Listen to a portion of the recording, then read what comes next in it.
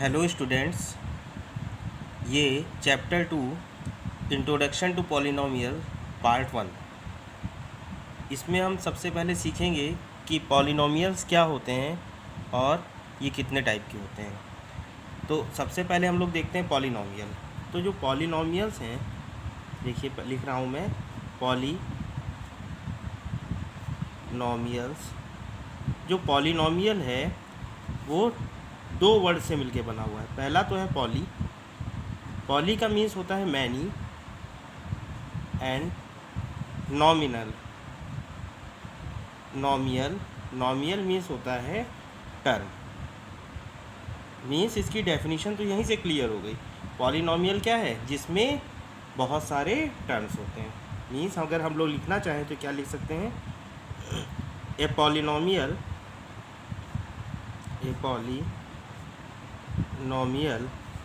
consist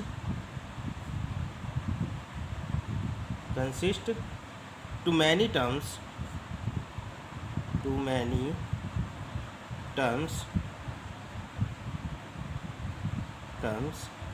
with non-zero coefficients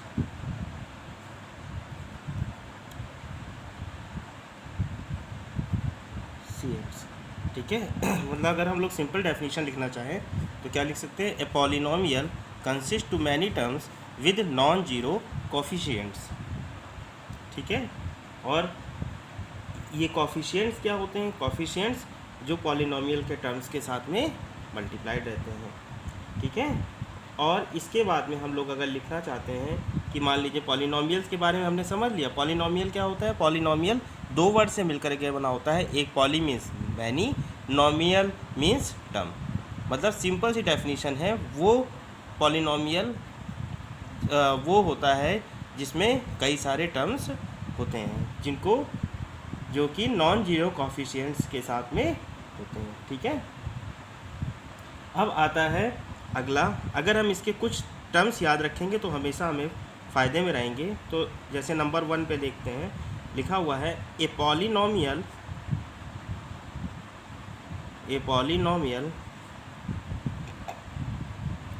each expression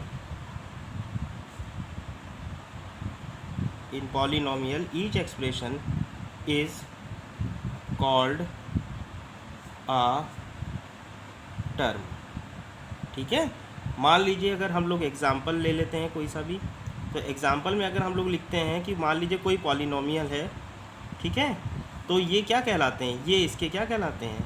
ये एक polynomial है जिसके ये क्या कहलाते हैं? इसके टर्म्स कहलाते हैं। ठीक है।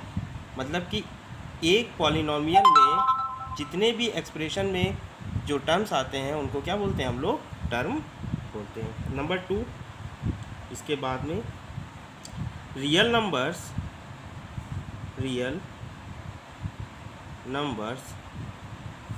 Can also expressed as polynomial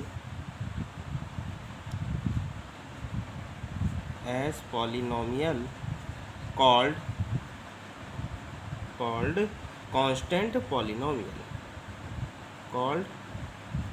constant polynomial। ठीक है। मीन्स अगर रियल नंबर पे हैं तो वो भी क्या कहलाते हैं? वो भी पॉलिनोमियल्स कहलाते हैं, लेकिन वो क्या कहलाते हैं? कांस्टेंट पॉलिनोमियल कहलाते हैं। मीन्स अगर जैसे मान लीजिए 3 लिखा हुआ है या 2 लिखा हुआ है या कुछ और लिखा हुआ है तो ये क्या है? कांस्टेंट पॉलिनोमियल्स कहलाते हैं। ठीक है। Next, each term of a polynomial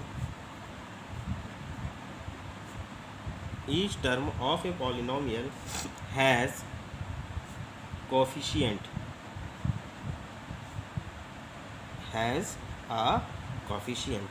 means किसी भी पॉलिनोमियल में कोई भी जितने भी टर्म होते हैं हर एक का क्या होता है? कोई ना कोई कोफिशिएंट जरूर होता है। जैसे कि मान लीजिए पहले वाला ही मान लेते हैं अगर हम लोग, तो x square plus x plus one. तो अगर हम लोग बात करी जाए तो कोफिशिएंट क्या है, कोई भी इसके, अब इसमें कितने टर्म्स हैं, इसमें 3 टर्म्स हैं, एक एक्स स्क्वायर भी है, एक्स भी है और 1 भी है। अगर हम लोग जैसे मान लीजिए लिखते हैं कि कोफिशिएंट ऑफ एक्स स्क्वायर, तो क्या है coefficient of x square is 1। देखिए एक्स स्क्वायर का किसके साथ में मल्टीप्लिकेशन हुआ है, 1 के साथ में, तो हम लोग क्या कह देंगे एक्स स्क्वायर का जो कोफिशिएंट है वो क्या है 1। ठीक है, इसी तरीके से x का कोफिशिएंट क्या हो जाएगा 1, उसका भी 1 है। ठीक है, अब नेक्स्ट देखिए, the constant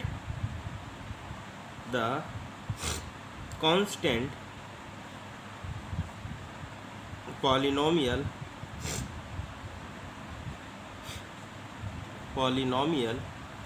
0 is called zero polynomial. ठीक है, पहली बात तो जो रियल नंबर होते हैं उनको हम लोग क्या कहते हैं, उनको कांस्टेंट पॉलिनोमियल कहते हैं। लेकिन अगर रियल नंबर, अगर मान लीजिए पॉलिनोमियल क्या है 0 है, तो उसको हम लोग क्या कहते हैं, 0 पॉलिनोमियल कहते हैं। नेक्स्ट, द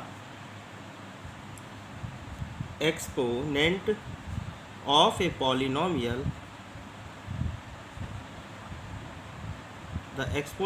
polynomial should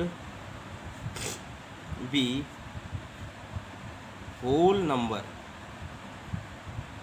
ठीक है, मीन्स कि अगर किसी भी कोई भी पॉलिनोमियल है तो उसका जो एक्सपोनेंट है, मीन्स उसकी जो पावर है वो हमेशा क्या होनी चाहिए, होल नंबर में होनी चाहिए। मान लीजिए ये कोई एक पॉलिनोमियल लिखा हुआ है, लेकिन इसकी जो पावर है, ठीक है, मीन्स क्या है, पावर ऑफ, देखिए पावर ऑफ x क्या है यहाँ पर, ये जो एक टर्म है उसकी पावर कितनी है -2, और जो कि क्या है होल नंबर क्या है, मतलब ये होल नंबर नहीं है, ये क्या है, नॉट ए होल नंबर।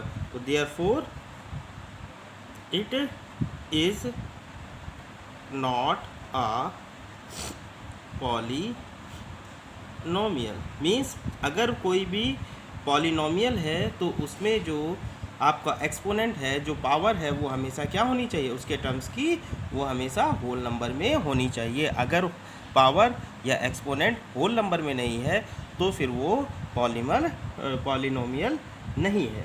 ठीक है।